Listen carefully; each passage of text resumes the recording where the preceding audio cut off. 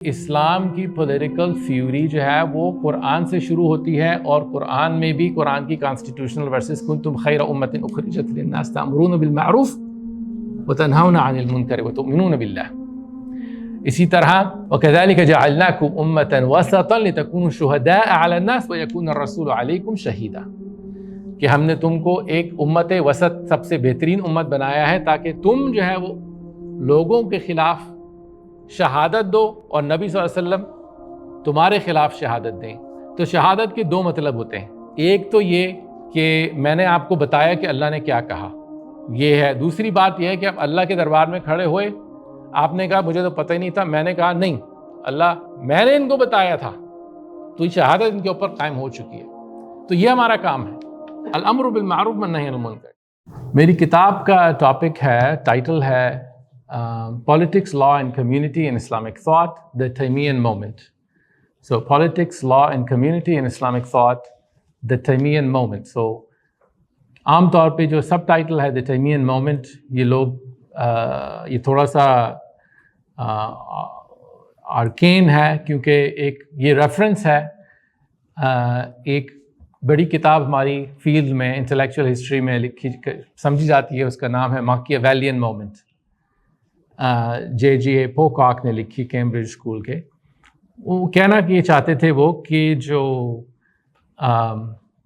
پری modernity سے modernity میں جو ایک پولیٹیکل سینس جو بنا، جس میں ایک ڈیسینڈنگ سے اسینڈنگ سے ڈیسینڈنگ پولیٹیکل امیجنیشن ثابت ہوئی اور یا کیا کہتے ہیں اسٹیبلش ہو گئی. اسینڈنگ سے ڈیسینڈنگ وہ میکیاویلی، نکولو میکیاویلی کی وجہ سے ہوئی فلورنس اٹلی میں. تو میں نے اسی وزن پہ تیمیین مومنٹ لکھا. اس کا کوئی تعلق نہیں ہے الا یہ کہ ابن تیمیہ کی جو تھیوری ہے، ابن تیمیہ کی جو انڈرسٹینڈنگ ہے پالیٹکس کی خاص طور پہ، وہ ایک بہت بڑا سی چینج تھا، شفٹ تھی اسلامک ہسٹری میں. ایک کائنڈ سے ریوائول بھی تھا اور ایک سی چینج بھی تھا. اچھا، میں نے اسینڈنگ اور ڈسینڈنگ کی بات کی، کسی کی سمجھ آئی نہیں؟ اسینڈنگ کا مطلب ہے اوپر جانا، ڈسینڈنگ کا مطلب نیچے جانا نا. تو کرسچینٹی میں پہلے جب آپ بات کرتے تھے کہ پولیٹیکل جسٹیفیکیشن، جو رولر ہمارے اوپر رول کرتے ہیں اس کی جسٹیفیکیشن کیا ہے، تو اس کا جواب یہ ہوتا تھا کہ اللہ نے جو ہے وہ God has chosen the king and so it's divine right of kings. یہ ان کی کرسچن تھیولوجی تھی ہسٹوریکلی. تو ان کی ایکسپلینیشن جو تھی پولیٹیکل لیجیٹمیسی کی، وہ ڈیسینڈنگ تھی، یعنی اوپر سے نیچے آتی تھی، آسمان سے آتی تھی. اس کا مطلب ہے ڈیسینڈنگ. یہ ویسٹرن ہسٹورینس اس کو ڈسکرائب کرتے ہیں کہ یہ اس سے پہلے، جب یہ ماڈرنٹی سے پہلے یہ امیجنیشن تھی کرسچن ہسٹری کی، کرسچنڈم کی. لیکن پھر میکیاویلی کے بعد جو ہے یہ اسینڈنگ ہو گیا کہ پولیٹیکل جسٹیفیکیشن جو ہے نا وہ آسمان سے نہیں آتی، وہ آتی ہے پاور سے، اور جو پاور جنریٹ ہوتا ہے نیچے، ٹھیک ہے، پھر آپ کس طرح اس کو پالیٹکس کو ڈیل کرتے ہیں. تو یہ ایک شفٹ تھی جس کا میکیاویلین مومنٹ جو ہے نا کتاب، اس کی یہ اکاؤنٹ انٹلیکچوئل ہسٹری ہے، اکاؤنٹ ہے کہ اس سے پہلے لوگ کیسے سوچتے تھے، پھر اس کے بعد لوگ کیسے سوچنے لگے.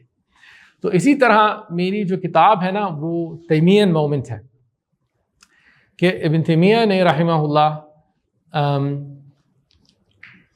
کس طرح ایک نیا طریقہ، نئی کرٹیک تھی ان کی. آپ کہہ سکتے ہیں کہ اس زمانے میں جو سیکولرزم تھا اس کی کرٹیک تھی. سیکولرزم جو باہر سے پالیٹکس میں تھا، جو اسپریچوالٹی اور تصوف میں تھا، اور جو فقہ میں پیدا ہو گیا تھا، اس کی تینوں کی جو ہے نا، تین جو چیزیں ہیں اس کی انہوں نے کرٹیک کی. اور دوسری چیز ان کی اہم جو شفٹ تھا، سی چینج جو ہوا کہ ابن تیمیہ سے پہلے آپ جتنے بڑے بڑے علماء دیکھیں جنہوں نے لکھا سیاست کے بارے میں، آپ سرسری طور پہ دیکھیں گے تو وہ کہیں گے کہ سب ایک ہی طرح بات کرتے ہیں. آپ اب الباقلانی کی کتاب پڑھ لیں، آپ الماوردی کی کتاب پڑھ لیں، آپ عبد القادر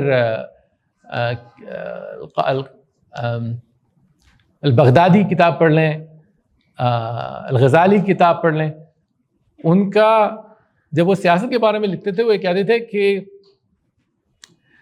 سیاست کا مطلب ہے مسلمانوں کے لیے بڑا سمپل سا ہے کہ ہمیں جو خلیفہ ہے رسول اللہ صلی اللہ علیہ وسلم کا اس کو فالو کرنا ہے. سیاست کی بنیاد یہ تھی کہ نبی صلی اللہ علیہ وسلم ایک طرح سے اس کو تو جو بھی مسلمان ہے اس کے لیے آپ کو تھیورائز کرنے کی ضرورت نہیں ہے نا کہ آپ نبی صلی اللہ علیہ وسلم کو فالو کیوں کریں. آپ مسلمان ہیں تو یہ بات تو ثابت ہو گئی. تو اسی لیے اب اگر آپ ماوردی کتاب پڑھیں گے تو کوئی تھیوری نہیں ہے سیاست کی، بس سیدھی سی بات ہے کہ آپ مسلمان ہیں اور آپ کے لیے ایک حکم ہے. حکم کیا ہے کہ ایک نبی صلی اللہ علیہ وسلم کے جانے کے بعد ایک خلیفہ ہونا چاہیے جس کی جاب یہ ہے، جس کا کام یہ ہے کہ وہ جیسے نبی صلی اللہ علیہ وسلم نے اپنی کمیونٹی کو، اپنی امت کو دیکھا، اس کی دیکھ بھال کی اللہ کے حکم سے، اللہ کے حکم کے ذریعے سے، اللہ کے حکم کی ہدایت سے، دین کے ہدایت سے، اسی طرح ابو بکر نے کیا رضی اللہ عنہ، عمر، عثمان، علی، اس کے بعد سے چاہے خلیفہ اچھے ہوں یا برے ہوں، لیکن بنیادی سٹرکچر تھا وہ یہی تھا کہ نبی صلی اللہ علیہ وسلم کے جانے کے بعد ایک کے بعد ایک خلیفہ آتا رہا، اور اس کی جو اطاعت کی بنیاد تھی نا مسلمانوں کے لیے بڑی سیدھی سادی تھی کہ یہ بندہ نیک ہو یا نہ ہو، لیکن جو یہ نظام رکھ رہا ہے اور جس کی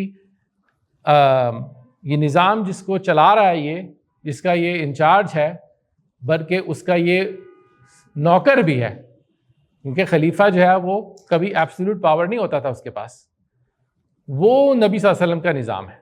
تو یہ فلسافیکل، یہ ہو گئی پولیٹیکل تھیوری، بڑی سمپل سی.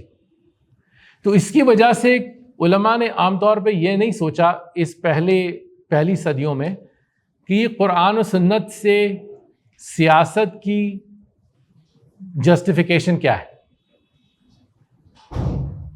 ٹھیک ہے نا، نبی آپ غزالی کتاب پڑھیں یا الاقتصاد فی الاعتقاد، عقیدے کی کتاب ہے، اس میں ایک چیپٹر یہ ہے کہ امامت کیا ہے. اس میں یہ ہے کہ بھائی امام کی آپ کو اوبیڈینس کرنی ہے، اطاعت کرنی ہے. ٹھیک ہے، اور بلکہ امام الغزالی تو یہ کہتے ہیں، اقتصاد فی الاعتقاد میں بھی یہ کہتے ہیں، پھر احیاء علوم الدین میں یہ بات انہوں نے ریپیٹ کی کہ اگر خلافت ختم ہو گئی تو اسلام کا نظام ختم ہو جائے گا. بالکل بڑی ایکسٹریم بات لگتی ہے، کیونکہ عام طور پہ علماء اتنی دور اتنی اسٹرانگ بات نہیں کرتے تھے. لیکن امام غزالی کہتے ہیں کہ دیکھیں، آپ کی جب شادیاں جو ہوتی ہیں جس کی وجہ سے آپ جو کون رجسٹر کرتا ہے اسے قاضی کرتا ہے. قاضی کون کو اپوائنٹ کرتا ہے؟ خلیفہ کرتا ہے. اور خلیفہ کون ہے؟ خلیفت رسول اللہ ہے. ٹھیک ہے، تو ایک طرح سے آپ کی جو کیا کہتے ہیں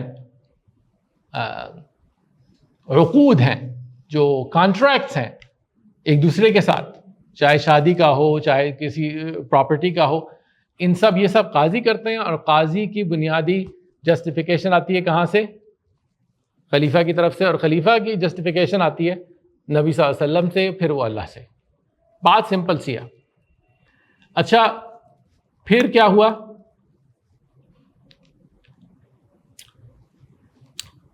جب منگولز تاتار آئے اور بغداد کو سیک بغداد ہوئی، بغداد کو تباہ کیا، خلیفہ کو قتل کیا، تو ایک بڑی عجیب بات ہو گئی کہ یہ مسلمان کہنے لگے کہ یہ کیسے ہو سکتا ہے کہ بغداد جو کہ ہمارا دارالخلافہ تھا کیا کہتے ہیں 600 سال سے، یہ کیا ہو گیا کہ اب خلیفہ ہی نہیں ہے. تو یہ دیکھیے، ہم تو سمجھتے ہیں کہ بھئی ایک سانحہ تھا کہ خلیفہ قتل ہو گیا، لیکن یہ تاریخی طور پہ ایک بڑا رپچر تھا. یعنی کہ آپ سمجھ لیں تاریخ جو منگولز کے تاتار سے پہلے کی تاریخ، تاتار کے بعد کی تاریخ کے بنیادی کانسیپٹس، مبادی جو ہے نا وہ بدل گئے. کیونکہ مسلمان تو پہلے یہ سوچ ہی نہیں سکتے تھے، وہ تو مسلمان یہ بلیو کرتے تھے، یقین تھا کہ اللہ کی طرف سے یہ دین آیا ہے اور اللہ ہی نے ہمیں نصرت دی ہے. تو اللہ نے نصرت دی ہے، ٹھیک ہے، تھوڑی سی ایک دو شکستیں ہو سکتی ہیں جیسے غزوہ احد میں ہو گئی، ٹھیک ہے، لیکن وہ کبھی ایسا نہیں ہو سکتا کہ بنیادی طور پہ جو ہے وہ خلیفہ کو مار دیا جائے اور کوئی دشمن آ کے بغداد پہ ہمارے خلیفہ پہ، ہمارے دارالخلافت پہ قبضہ کر لے. تو یہ تو بہت بڑی بات ہے جس سے ایک رپچر پیدا ہو گیا ان کے بنیادی سوچ میں مسلمانوں کی. تو بہرحال آپ اس کے بارے میں پڑھیں تو پتہ چلتا ہے کہ کتنا بڑا رپچر تھا، کتنی بڑی ٹریجڈی تھی مسلمانوں کے لیے یہ. اچھا، اس کے بعد 3 سال بعد، یعنی یہ ہوا 1258 میں یا 656 ہجری میں یہ ہوا، لیکن ہم کامن ایرا کی بات کرتے ہیں، ٹھیک ہے. تو 1258 میں یہ بات ہوئی، یہ قتل ہوا خلیفہ کا.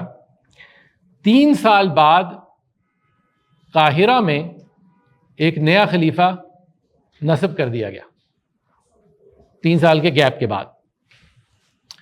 لیکن جو قاہرہ کی خلافت عباسیہ تھی وہ کبھی بھی جو اس کی پرانی شان تھی اور پرانی کنٹینیوٹی تھی اور پرانی کیا کہتے ہیں اس کی دھاک تھی، وہ پھر قائم نہیں ہو سکی. اس کی بہت ساری وجوہات تھیں، اس میں ہم نہیں جائیں گے، کیونکہ ہمارا مقصد صرف یہ کہنا ہے کہ اب جو اس کے بعد کا جو ما بعد الخلافہ العباسیہ، اس میں اب مسلمانوں نے یہ سوچنا شروع کر دیا کہ یار اگر خلافت کو بھی تباہ کیا جا سکتا ہے تو ہماری دین کی بنیاد کیا ہے.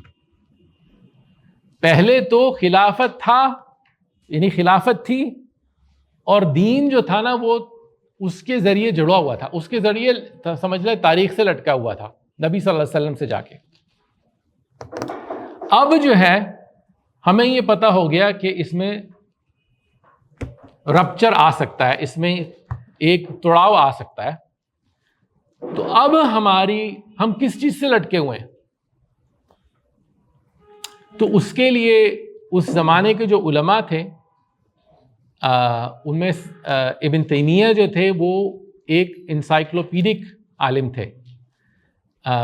یعنی جو پرانے علماء کو دیکھیں اس کے بارے میں جو ان کے زمانے کے علماء کہتے ہیں، جو کہ ان کے خلاف تھے، وہ بھی کہتے ہیں کہ ہم نے ایسا عالم نہیں دیکھا.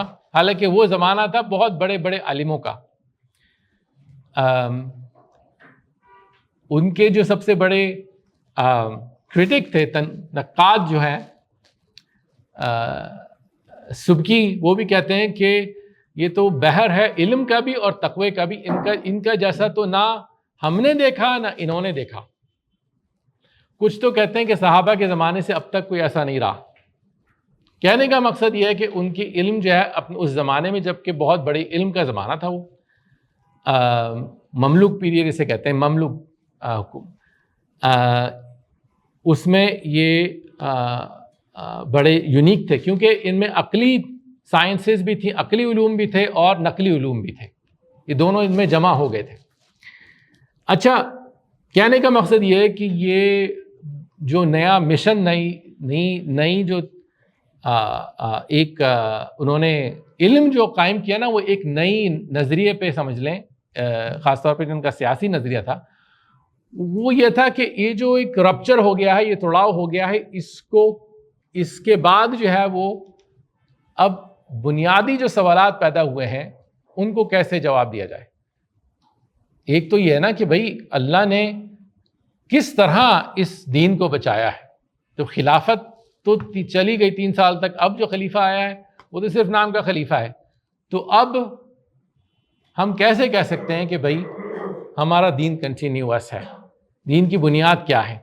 تو اس کی وجہ تھی کہ انہوں نے پہلی دفعہ تاریخ میں اسلامک پولیٹیکل تھیوری ایک نئے طریقے سے لکھی جو کہ خلافت سے شروع نہیں ہوتی تھی.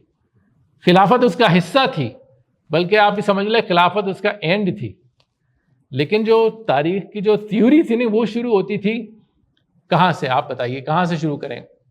آپ بھول جائیے شیخ الاسلام نے کیا کہا کیا نہیں کہا. اگر آپ سے یہ پوچھا جائے کہ مسلمانوں کے پاس اگر آپ یہ کہیں کہ بنیادی ایک چیز، ایک دھچکا ایسا پہنچا جو ہم سمجھتے تھے جو کنٹینیوس ہے وہ نہیں کنٹینیوس رہا، آپ دوبارہ کہاں سے شروع کریں گے پھر وہ بات؟ ہے عقیدے سے، ٹھیک ہے. علم سے، کس چیز کا علم؟ قرآن سے اور سنت سے. اچھا قرآن و سنت سے بھی پہلے، اور قرآن و سنت میں بھی قرآن سے پہلے، اور قرآن میں بھی جو سارے احکام تو ایک جیسے نہیں ہیں نا، کچھ احکام جو ہیں وہ تھوڑے کیا کہتے ہیں وہ ایک سمجھ لیجئے ہاں یہ کہہ سکتے ہیں آپ کی کچھ آئے وہ حالات کی وجہ سے، اور کچھ آئے جو بار بار ان کا ذکر ہوا، بار بار جو ہے وہ کہ یہ بنیادی حکم ہے. تو اگر آپ چاہتے ہیں کہ ایک بالکل فول پروف نظریہ قائم کریں پولیٹیکل تھیوری کا، تو اس کے لیے آپ کو ضرورت ہے قرآن کی کانسٹیٹیوشنل ورسز کیا ہیں، کہ جس میں قرآن نے بتایا بنیادی طور پہ کہ نبی صلی اللہ علیہ وسلم کا مشن کیا ہے اور اس امت کا مشن کیا ہے. ٹھیک ہے نا؟ تو اس بنیاد پہ جو ہے نا انہوں نے پولیٹیکل نظریہ جو قائم کیا وہ ایک ہی بنیادی آبزرویشن تھی جو کہ ایک دفعہ انہوں نے بنا دی تو پھر لوگوں نے کہا کہ یہ تو ہمیں پتہ ہے، یہ تو ہمیں صدیوں سے پتہ ہے، یہی بات ہو سکتی تھی، اس کے علاوہ ہو ہی نہیں سکتی تھی کوئی بات. اور وہ کیا کہ اسلام میں سیاست کی بنیاد ہے الامر بالمعروف والنہی عن المنکر. کیا ہے کہ دیکھیے عقیدہ تو اپنی بات ہے، عقیدہ تو آپ رکھ سکتے ہیں، عقیدے کے لیے آپ کو سیاست کی ضرورت نہیں ہے. اسلام اب نبی صلی اللہ علیہ وسلم پہ ایمان لا سکتے ہیں، اللہ پہ ایمان لا سکتے ہیں، لیکن آپ کو سیاست کی کب ضرورت پڑتی ہے؟ جب ہم یہ کہتے ہیں کہ اللہ نے حکم یہ دیا ہے کہ نہ صرف آپ اپنے اوپر یہ نافذ کریں بلکہ آپ سب پہ یہ نافذ کریں. حکم ہے کہ آپ سود نہیں لے سکتے. اب یہ سود میرے اوپر تو نہیں ہے حکم کوئی اکیلا سود لوں نہ لوں، یہ تو حکم ہے کہ سود کا ایک نظام ہے. اس میں اللہ نے نبی صلی اللہ علیہ وسلم سے کہا ہے کہ جو لوگ نہیں رکیں گے ان کو یہ وارننگ دو کہ یہ اللہ سے اور اللہ کے نبی سے آپ نے جنگ شروع کر دی. تو یہ حکم ہے ایک کلیکٹو. جب یہ حکم آ جاتا ہے پھر جہاد کا حکم آ جاتا ہے، قتال کا حکم آ جاتا ہے، پھر آتا ہے وراثت کا حکم آ جاتا ہے. یہ سارے جو احکام جو ہے نا قرآن کے جب آ جاتے ہیں، آپ اس کو پھر آپ کو یہ فیصلہ کرنا ہے کہ بھئی آپ اس کو قائم کریں گے یا نہیں کریں گے. اس کے قائم کرنے کا طریقہ یہ ہے الامر بالمعروف والنہی عن المنکر، کہ ہم جو ہے وہ ایک دوسرے کو یاد دہانی دلائیں، ایک دوسرے کو جو ہے اس کی خلاف ورزی سے روکیں. پھر اس کے لیے جو بھی ذریعے کی ضرورت ہے اس کو قائم کرنے کی وہ اس کو پروکیور کریں، وہ اس کی آپ کو ایجاد کرنے کی ضرورت ہے. ٹھیک ہے؟ آپ کے پاس سب لوگ جو ہے وہ کیا کہتے ہیں گھوڑوں کی ضرورت ہے آپ کو جہاد کے لیے. آپ کے پاس گھوڑے نہیں ہیں، لیکن اگر گھوڑے آپ کے پاس نہیں ہوں گے تو آپ حفاظت نہیں کر سکتے امت مسلمہ کی، نماز کی، صلاۃ کی، اسلام کی، عقیدے کی، تو آپ کو گھوڑوں کی ضرورت پڑ گئی. تو یہ سیاست ہو گئی. تو بنیادی تھیوری جو ہے کہ اسلام کی پولیٹیکل تھیوری جو ہے وہ قرآن سے شروع ہوتی ہے، اور قرآن میں بھی قرآن کی کانسٹیٹیوشنل ورسز کنتم خیر امۃ اخرجت للناس تأمرون بالمعروف وتنہون عن المنکر وتؤمنون باللہ. اسی طرح وَكَذَلِكَ جَعَلْنَاكُمْ أُمَّةً وَسَطًا لِتَكُونُوا شُهَدَاءَ عَلَى النَّاسِ وَيَكُونَ الرَّسُولُ عَلَيْكُمْ شَهِيدًا، کہ ہم نے تم کو ایک امت وسط، سب سے بہترین امت بنایا ہے تاکہ تم جو ہے وہ لوگوں کے خلاف شہادت دو، اور نبی صلی اللہ علیہ وسلم تمہارے خلاف شہادت دیں، یا تم لوگوں کے اوپر خلافت دو، شہادت دو. یہ دونوں تفسیریں ہیں. اور نبی صلی اللہ علیہ وسلم تمہارے اوپر شہادت دیں. کیا مطلب؟ تو شہادت کے دو مطلب ہوتے ہیں. ایک تو یہ کہ میں نے آپ کو بتایا کہ اللہ نے کیا کہا، یہ ہے۔ دوسری بات یہ ہے کہ اب اللہ کے دربار میں کھڑے ہوئے، آپ نے کہا مجھے تو پتہ ہی نہیں تھا، میں نے کہا نہیں اللہ میں نے ان کو بتایا تھا، تو یہ شہادت ان کے اوپر قائم ہو چکی ہے۔ تو یہ ہمارا کام ہے، الامر بالمعروف والنہی عن المنکر، ٹھیک ہے نا۔ پہلے آپ یہ سمجھتے تھے، ہو سکتا ہے غلطی سے آپ یہ سمجھتے تھے کہ یہ خلیفہ کی ذمہ داری ہے، میرا کام تو صرف یہی ہے کہ میں جو خلیفہ کہے وہ کروں، لیکن اب جو ہے آپ کا ایک نیا تعلق ہو گیا یا آپ کو نئی سمجھ آ گئی۔ ہو سکتا ہے پہلے بھی آپ کا یہ تعلق ہو، کیونکہ ظاہر ہے یہ آیت تو نئی تھی نا، لیکن ابن تیمیہ یہ کہہ رہے ہیں کہ بھائی یہ جو باقی مسلمان کرتے آئے ہیں یہ اس کی وجہ سے کرتے آئے ہیں۔ خلافت جو تھی جس کی ہمیں ضرورت تھی کہ ہمیں اس کو اوبے کریں، یہ نہیں کہ وہ خلافت بنیاد تھی، بنیاد تو یہ تھی اور خلافت تو فارم تھی ایک۔ تو اچھا یہ جو ہے نا، اب یہ سوال آتا ہے کہ یہ فرض جو ہے الامر بالمعروف والنہی عن المنکر یہ کس کے اوپر ہے؟ سب کے اوپر ہے۔ تو یہ ایک اور جو ہے وہ، اچھا یہ کوئی نئی چیز نہیں ہے۔ اچھا انٹلیکچوئل ہسٹری میں آپ یہ دیکھیں گے کہ ہمیں فکر جو ہوتی ہے یہ نہیں کہ کوئی بات نئی بالکل پہلے ممکن نہیں تھی، بلکہ شفٹ جو ہوتے ہیں بڑے سٹل شفٹ ہوتے ہیں لوگوں کی تھنکنگ میں، کہ آپ جیسے مثال کے طور پہ اگر آپ ہزاروں کتابیں پڑھیں نا، سینکڑوں کتابیں پڑھیں، ہزاروں صفحات پڑھیں، جب ابن تیمیہ نے یہ کتاب لکھی السیاسہ الشرعیہ، اس سے پہلے آپ کو یہ فریز السیاسہ الشرعیہ ملے گا ہی نہیں۔ ہزاروں کتابیں آپ پڑھ لیں، اس کے بعد سب استعمال کرنے لگے۔ تو اس سے آپ کو یہ پتہ چلتا ہے کہ ایک کانسیپٹ جو تھا اس نے ایسا جو ہے وہ گراسپ کیا کہ اس کی ضرورت کو وقت کی، کہ اس کو سب کی ضرورت پڑ گئی، اب سب اس کی بات کرنے لگے۔ حنفیوں نے کتابیں لکھی، مالکیوں نے کتابیں لکھی سیاست کے بارے میں، اس کے بارے میں، لیکن اس سے پہلے السیاسہ الشرعیہ نہیں ملے گا آپ کو۔ سیاست الگ مل جائے گا، شریعہ الگ مل جائے گا۔ تو کہنے کا مقصد یہ کہ یہ سی چینج جو ہے نا یہ آیا کہ ایک پولیٹیکل تھیوری جو ہے وہ قرآن سے آتی ہے اور خلافت اس کی ایک فارم تھی۔ اس وجہ سے اگر خلیفہ کو قتل کر دیا جائے تو اسلام نہیں ختم ہوگا، خلافت نہیں ختم ہوگی، کیونکہ فرض اس کی فرضیت نہیں ختم ہو سکتی۔ تو یہ بنیادی۔ اچھا دوسری بات یہ کہ یہ سب کے اوپر فرض ہے، کیونکہ الامر بالمعروف والنہی عن المنکر یہ تو سب کا ہو گیا نا۔ اس کا مطلب ہے کہ اب ایک چیز جو پہلے ہو سکتا ہے پیچھے رہی تھی یا ڈھکی ہوئی تھی، اب یہ بالکل واضح ہو کے سامنے آ گئی کہ سیاست سب کا مسئلہ ہے، سارے مسلمانوں کا، جس کے پاس جس کی جتنی قوت ہے، جتنی قابلیت ہے۔ ظاہر ہے اب اچھا الامر بالمعروف والنہی عن المنکر کے لیے آپ کو کمینڈنگ رائٹ اینڈ فوربیڈنگ رانگ جسے کہتے ہیں انگلش میں، اس کے لیے آپ کو ضرورت ہے علم کی اور اتھارٹی کی۔ لیکن اتھارٹی کی بھی آپ کہہ سکتے ہیں کہ بھائی ضرورت نہیں ہے، بلکہ بہتر ہے اگر آپ کے پاس ہے۔ یعنی آپ سے کوئی بچہ آپ سے کہے انکل نماز پڑھ لیں، آپ نماز نہیں پڑھی آپ نے، آپ کہیں گے بھائی جاؤ بھاگے یہاں سے۔ لیکن اگر آپ نے یہ کہا تو یہ آپ کا گناہ ہوگا، ٹھیک ہے نا، اور اس نے اپنا فرض ادا کر لیا۔ لیکن آپ مانیں گے جب یہ بات، جب کوئی اتھارٹی والا آپ سے یہ بات کہے گا، الا یہ کہ آپ بڑے متقی ہیں۔ تو کہنے کا مقصد یہ ہے کہ اس کے لیے علم کی ضرورت ہے، علم واجب ہے اور اتھارٹی مستحب ہے۔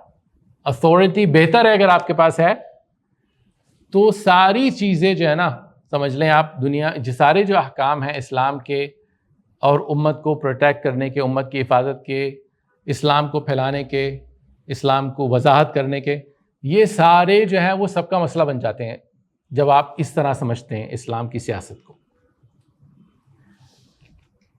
تو جی سوال۔ علم اور اتھارٹی کے جو بائیفرکیشن ہے، ایک اتھارٹی وہ بھی تو ہوتی ہے جو کہ ایپسٹیمک اتھارٹی، علمی جو ایک جی ہاں اتھارٹی ہوتی ہے، جس میں ایجنسی جو ہے وہ علم کی وجہ سے آتی ہے بلکہ کسی ایڈمنسٹریٹو پاور کی وجہ سے نہیں آتی ہے. جی ہاں. تو جو آپ نے مثال دی اس میں اگر کوئی شخص ہے جس کے پاس ایڈمنسٹریٹو اتھارٹی نہیں ہے لیکن علم کے لحاظ سے، بیکاز ہم اس کی جو پوسٹ ایرا ہے جو آپ کہہ رہے ہیں پوسٹ اینین ایرا، اس میں ہم یہی دیکھ رہے ہیں کہ پھر وہ جو اتھارٹی ہے وہ اسکالرلی کلاس کے ہاتھ میں چلی جاتی ہے اور علم کی بیسس پہ اتھارٹی اور لوگ ریگولیٹ کر رہے ہیں اور لوگ ان کی بات مان رہے ہیں.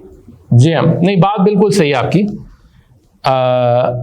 ظاہر ہے سورۃ النساء میں جو آیت ہے جو بہت ہی بنیادی آیت ہے، جو کہ اگر آپ ابن تیمیہ کی کتاب ہے السیاسہ الشرعیہ پڑھیں گے تو اس میں یہ آیت جو ہے بنیادی آیت ہے جو سورۃ النساء میں ہے، which is یا الذین آمنوا اطیعوا اللہ واطیعوا الرسول واولی الامر منکم، واولی الامر منکم، او ایمان والو اطاعت کرو اللہ کی، اطاعت کرو اللہ کے رسول کی، اور جو اولی الامر منکم، جو تم میں سے جن کو ولایت دے دی گئی ہے اور جن کے پاس ولایت ہے. اگر آپ بالکل لفظی ترجمہ کریں نا تو تم میں سے جن کے پاس ولایت ہے ان کی کرو اطاعت.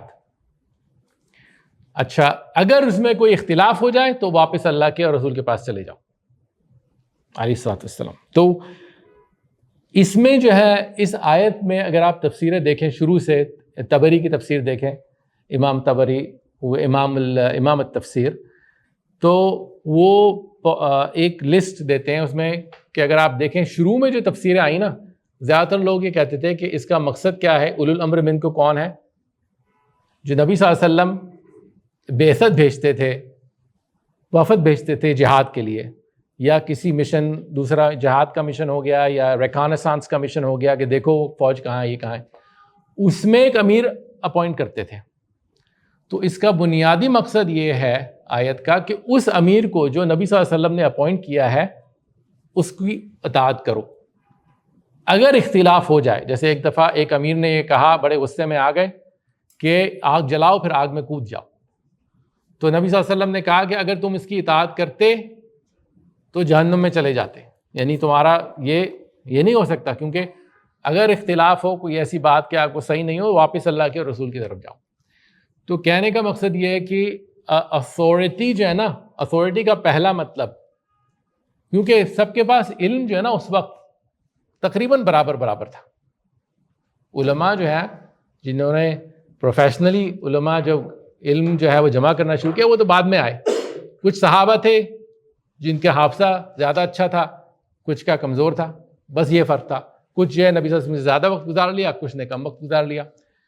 تو پھر بعد میں جو ہے نا علماء نے یہ کہنا مفسرین نے یہ کہنا شروع کر دیا بعد کی صدیوں میں کہ اولو الامر کا مطلب ہے عمرا اور علماء بوتھ، کہ بوتھ کے دو علماء بھی اور عمرا بھی، لیکن علماء. پھر اس کے بعد بھی صدیوں میں جب عمرا کا اور حال برا ہوا تو کہنے لگے صرف علماء. لیکن اصل مقصد میں دونوں شامل ہیں، جب تک کہ جو امیر ہے نا وہ حق پر ہو اور امیر عادل ہو. اگر عدل کے ساتھ ہو، اس کی اتھارٹی جو ہے وہ لیجیٹمیٹ ہو، وہ عدل کا حکم دے رہا ہو، تو اس کے پاس اتھارٹی ہے. اچھا، آپ کی بات جو ہو گئی کہ جو کہ تھوڑی سی دوسری بات ہے، جو کہ اتھارٹی کی ہمیں ضرورت ہے الامر بالمعروف والنہی عن المنکر کی، یہ نہیں.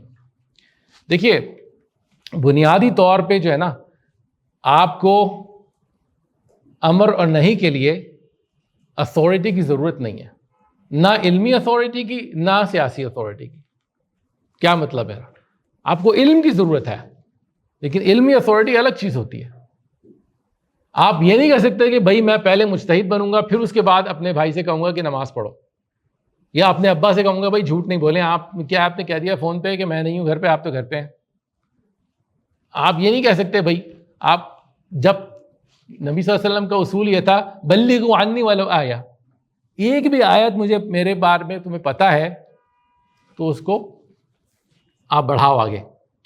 تو اس لیے میں کہہ رہا ہوں کہ اتھارٹی جو ہے وہ مستحب ہے لیکن ریکوائرمنٹ نہیں ہو سکتی، کیونکہ الامر بالمعروف والنہی عن المنکر بنیادی ریکوائرمنٹ ہے، بنیادی حکم ہے. اس کے لیے حکمت کی بات ہے کہ آپ کے پاس اتھارٹی ہو، علم کی اتھارٹی آپ کے پاس ہو. تو اگر آپ جیسے امام غزالی کی کتاب پڑھیں اس کے بارے میں، تو وہ کہیں گے کہ بھائی آپ جب سوشلی الامر نہیں کرتے ہیں، آپ فتنہ کھڑا کر سکتے ہیں. اگر آپ ایسی جگہ جاتے ہیں جہاں آپ کو پتہ ہے کہ آپ کی اتھارٹی قبول نہیں کی جائے گی اور آپ یہ بات شروع کر دیں، تو وہ سب وزڈم کی بات ہے، حکمت کی بات ہے. پھر یہ کہ آپ کے لیے بہتر ہے کہ آپ ایسا حکم اور امر اور نہیں ایسی جگہ کریں اور اس طرح کریں، اس انداز میں کریں کہ اسے قبول کیا جائے. وہ بہت اہم چیز ہے، حکمت کی بات ہے، ضروری ہیں یہ چیزیں.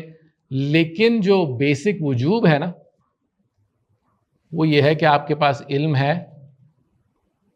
اللہ کی طرف سے اور آپ یہ دیکھ رہے ہیں کہ کوئی بات غلط ہو رہی ہے. پھر بعد میں جو ہے وہ اچھا، اس کے بعد یہ ہے کہ بہت سارے ایسے احکام ہیں جو آپ انفرادی طور پہ نہیں اپلائی کر سکتے نا. جیسے حکم ہے سود کی تحریم کا، تو اس کے لیے آپ کو سیاسی قوت کی ضرورت ہے، اس کے ساتھ آپ کو علم کی بھی ضرورت ہے، علم کی اتھارٹی کی بھی ضرورت ہے، آپ کو سیاسی قوت کی بھی ضرورت ہے، کیونکہ آپ چاہ رہے ہیں پورے ایک جو لوگ ہیں ان کی ایک بیہیویئرل چینج ہو، ان کی اکنامک انسٹیٹیوشن بدل جائے. تو اس طرح جو ہے آپ پوری جو ہے نا سیاست سمجھ لیں، اس ایک حکم سے آپ پورا پولیٹیکل سسٹم نکال سکتے ہیں. بہرحال یہ ایک بنیادی جو ہے بات تھی کہ ابن تیمیہ کا جو ایک بڑی کنٹریبیوشن تھی. آپ یہ بھی کہہ سکتے ہیں کہ بھائی ابن تیمیہ نے کوئی کنٹریبیوشن کی نہیں، یہ ساری باتیں قرآن میں پہلے سے موجود تھیں، اور یہ بات صحیح ہوگی بالکل. لیکن دوسرے لحاظ سے آپ یہ کہہ سکتے ہیں کہ یہ پہلے کسی نے نہیں کہی یہ بات.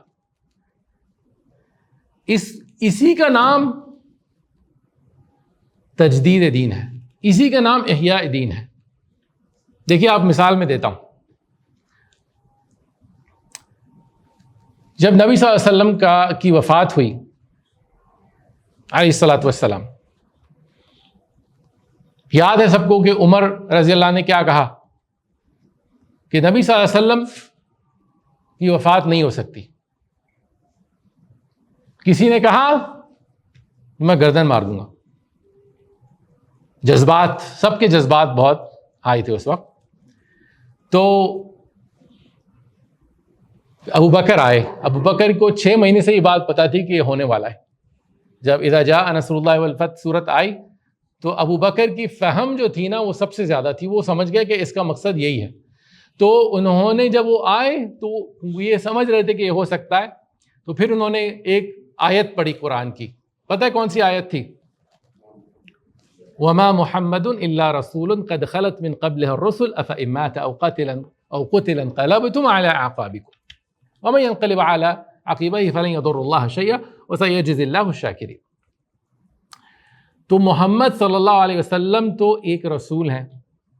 اگر یہ وفات پا جائیں یا ان کا قتل ہو جائے تو کیا تم اپنا دین چھوڑ دو گے؟ اچھا، اس آیت میں ایک یہ بات سامنے آ گئی کہ نبی صلی اللہ علیہ وسلم کی وفات ہو سکتی ہے. اچھا، یہ عمر کو پتہ نہیں تھا کہ وفات ہو سکتی ہے؟ پتہ تھا نا. لیکن جو آیت کا دوسرا حصہ ہے نا وہ یہ ہے کہ اگر یہ وفات پا گئے تو کیا تم دین سے مڑ جاؤ گے؟ یعنی دین کنٹینیو رہے گا، تمہاری کشمکش کنٹینیو رہے گی.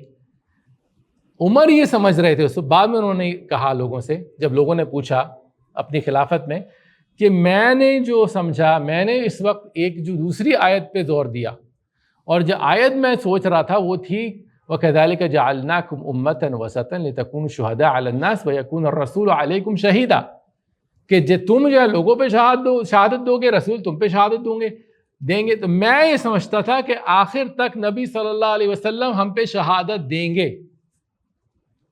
تو اس کا مطلب وہ زندہ رہیں گے. تو ایک ان کا یہ استنباط تھا جو کہ غلط تھا، لیکن قرآن سے یہ آیا تھا. اچھا، نبی ابو بکر نے جو ہے وہ صحیح آیت. اچھا، اس کے بعد صحابہ یہ کہنے لگے کہ یہ نبی صلی اللہ علیہ وسلم نے جو ابو بکر نے آیت پڑھی تو ایسا لگا کہ ہم نے یہ پہلی دفعہ آیت پڑھی، حالانکہ 8 سال پہلے آ چکی تھی. بہت سارے جو سبھی سن چکے تھے اس کو. تو اس کا مطلب یہ ہوتا ہے تجدید، یہ ہوتا ہے احیاء، کہ ایک آیت آپ کو پتہ ہے لیکن یہ نہیں پتہ کہ آیت اس موقع کے لیے اس کا مقصد یہ ہے۔ اس آیت کے بعد لوگ مسلمانوں کو پتہ ہو گیا کہ نہ صرف یہ کہ نبی صلی اللہ علیہ وسلم کا انتقال ہو سکتا ہے، بلکہ نبی کے بعد جو کشمکش جو ہے وہ جاری رہے گی، اور اس میں سے جو لوگ مڑ جائیں گے پھر ان کا اپنا نقصان ہوگا، کیونکہ دین قائم رہے گا۔ یہ ہے نا، یہ آیت آئی تھی غزوہ احد کے درمیان کہ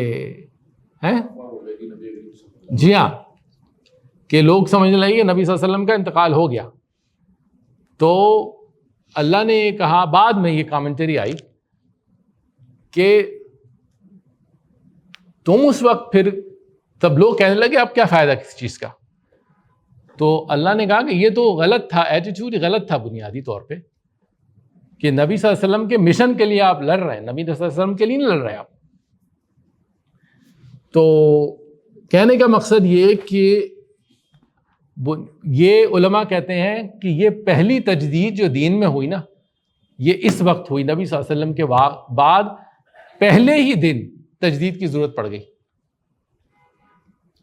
تو اس کا مطلب ہے کہ تجدید ایسی چیز ہے جو کہ ہمارے دین میں، آپ نے حدیث تو پڑھی ہوگی سب لوگوں نے، ابو داؤد میں حدیث ہے کہ ان اللہ یبعث فی امتی علی رأس کل سنہ 100 سنہ من یجدد لها دینہا، کہ اللہ جو ہے وہ اس میری امت میں ہر 100 سال ایک ایسا بھیجے گا، اور کوئی ایسا بھیجے گا، ایک یا ایک سے زیادہ، جو اس امت کی تجدید، اس کے دین کی تجدید کر دیں گے۔ دین کی تجدید کا مطلب یہ نہیں کہ نیا دین لائیں گے، بلکہ جو چیز بھول گئی تھی اس کو یاد دلا دیں گے۔ تو یہ جناب بنیادی بات ہے۔ اب ظاہر کتاب جو ہے وہ بہت بڑی ہے، کتاب میں بہت ساری چیزیں ہیں، جس میں تھیولوجی بھی ہے، علم الکلام کا بھی ذکر ہے، اور پھر کہ ابن تیمیہ کا جو بنیادی فلسفہ تھا، فلسفی جو سیاست کا، جو کہ انہوں نے قرآن سے بڑا قریب بنایا، وہ جو ہے اس کا ذکر ہے۔ میں اس کی تفصیل میں نہیں جاؤں گا، بلکہ اب جو ہے وہ انشاءاللہ I'll just open up the floor کہ اب کوئی بھی questions ہیں وہ ہم لیں گے انشاءاللہ۔